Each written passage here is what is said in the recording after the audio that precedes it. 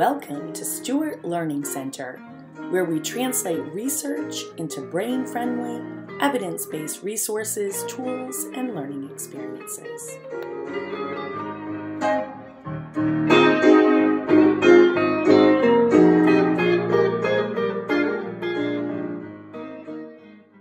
Greetings, everyone. Dr. Anita Stewart McCafferty here with you from Stewart Learning Center, and it's my privilege to be able to share with you a couple of memory aids that you can use yourself as you're learning new information and also as you help your students learn new information.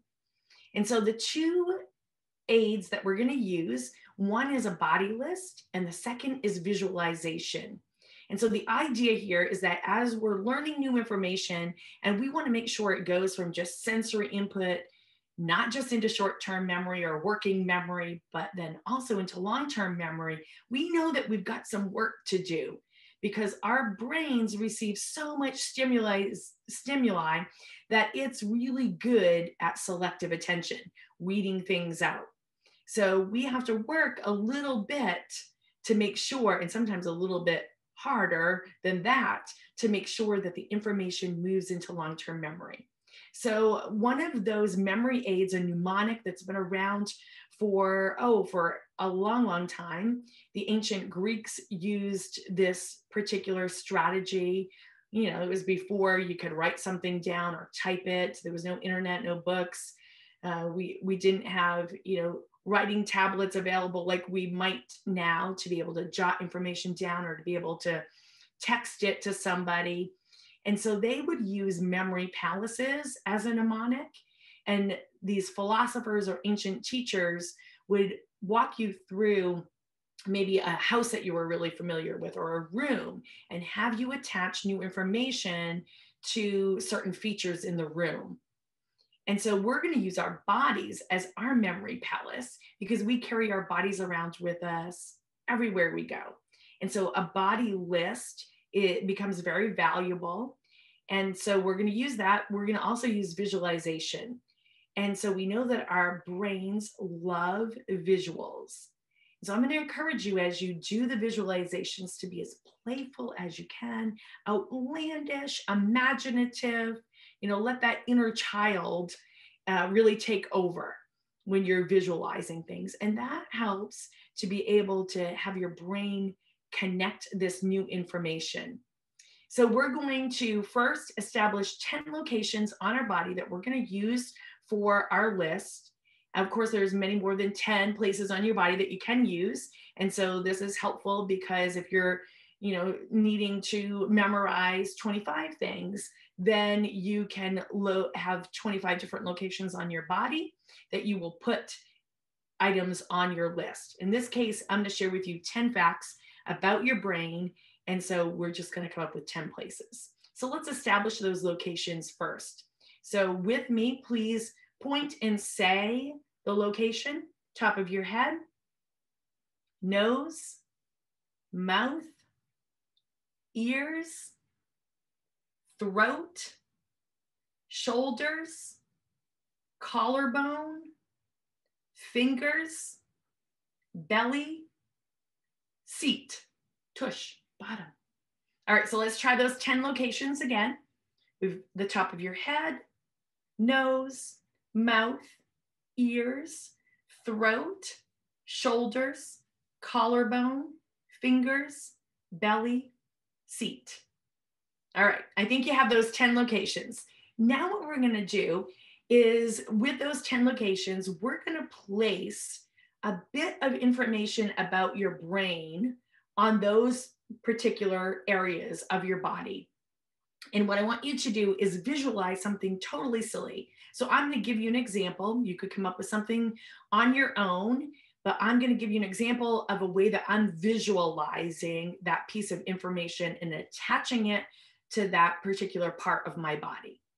So the first bit of information that I would share with you is that our adult brains weigh about 3 pounds. So what I'm going to do is on the top of my head, I'm going to balance a 3-pound weight. So a little dumbbell. I just have it balancing on the top of my head here, reminding me that an adult brain weighs about 3 pounds. Now, as I move to my nose, I'm going to be reminded of the fact that our brains grow 3 times its size in the first year of life. So kind of like a Pinocchio nose, growing and growing, growing 3 times larger. That's what happens to our brains in our first year of life. Now, our mouth, our brains use about 20% of all of the oxygen and energy that we consume.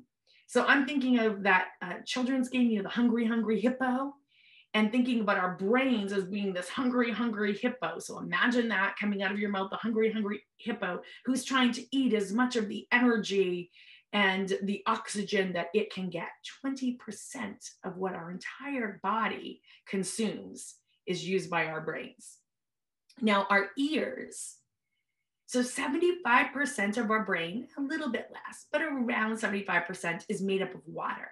So what I'm going to imagine is that I have 2 water hoses or fountains coming out of my ears, and it's just spewing water everywhere. So the top of my head, I'm going to be reminded that our brains, adult brains, weigh about 3 pounds. I've got that dumbbell. Our nose, our brains grow 3 times its size in the first year of life. So my Pinocchio nose, my mouth, I've got that hungry, hungry hippo eating up as much oxygen and energy that it can, 20% of what our bodies consume. And then I've got water spewing out of my ears, reminding me that 75% of our brains is made up of water. So it's really important to keep hydrated. Then we're going to move to our throat for the 5th piece.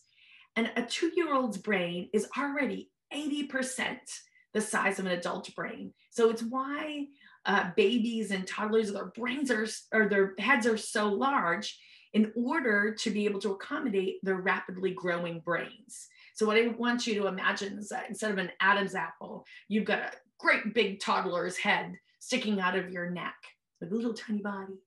And so 80% of a 2-year-old's brain, or it's about 80% the size of an adult brain. Then on your shoulders, I want you to think about a couple of little Zumba instructors here, because it's going to remind us that when we engage in aerobic exercise, oxygen is released, and that is so helpful for our brains. Our brains love the oxygen that comes from aerobic exercise. So you can imagine these little Zumba instructors cheering you on as you're engaging in your Zumba moves, and your brain is eating up that oxygen. And then as we move to our collarbone, while we're awake, our brains generate somewhere between 12 and 25 watts of energy. Now that's enough energy to be able to light up a small LED light bulb, 12 to 25 watts of energy during our awaking hours. And so I want you to imagine one of those little Christmas necklaces that have all the brightly colored little light bulbs, and imagine those being lit up. So as your brain is generating this energy. And then your fingers, our brains, the information in our brains can move exceedingly quickly, really, really fast. It speeds up to 268 miles per hour, which is faster than a Formula One race car. So imagine, forget your fingers doing the walking, that little jingle, your fingers are doing the racing. So our brains can transmit information at really fast speeds, 268 miles per hour. Now we're going to move from there to our bellies. And often our guts are referred to as our second brain. And our guts have over 100 million neurons. And it's the place that also makes our happy molecule, serotonin. So that neurotransmitter, there are 30 neurotransmitters that are made in our gut. And serotonin, I'm always pleased when I get some serotonin released in my body. And so what I'm going to have you imagine is that you look down at your belly button and you've got a smiling brain protruding right out of your belly button. So it's going to remind you of the importance of your gut, that second brain. It's good to make sure that you have a good gut health. Now we're going to move to our seat or bottom. And Our brain is the fattiest organ in our body. About 60+% of our brain is made up of fat. Now, healthy fat like omegas are really important for brain health. So what I want you to imagine is that you're sitting on a big squishy fish.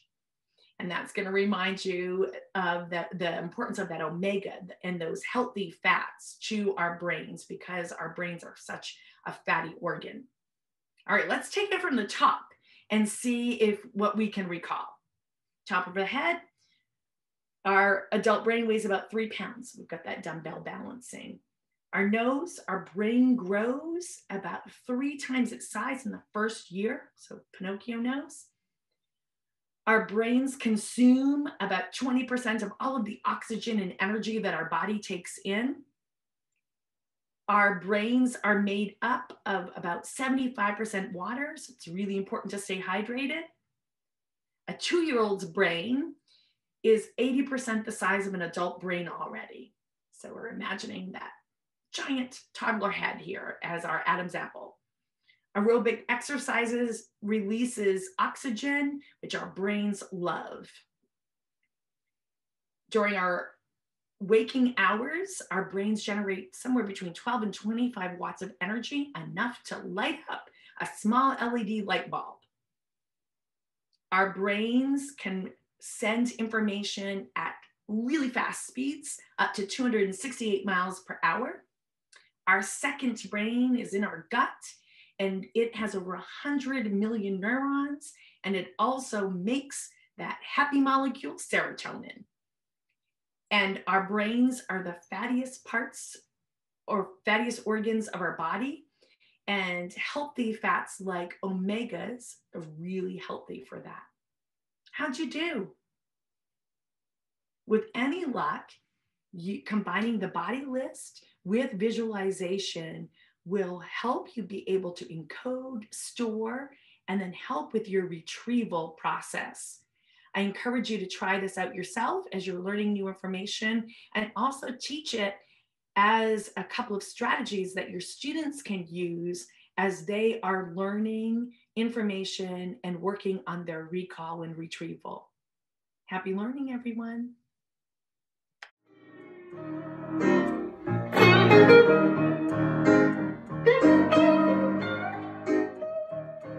Thank you for joining us for another Stewart Learning Center production. Please be sure to follow us on Facebook, Instagram, and Twitter, and be sure to subscribe to our YouTube channel.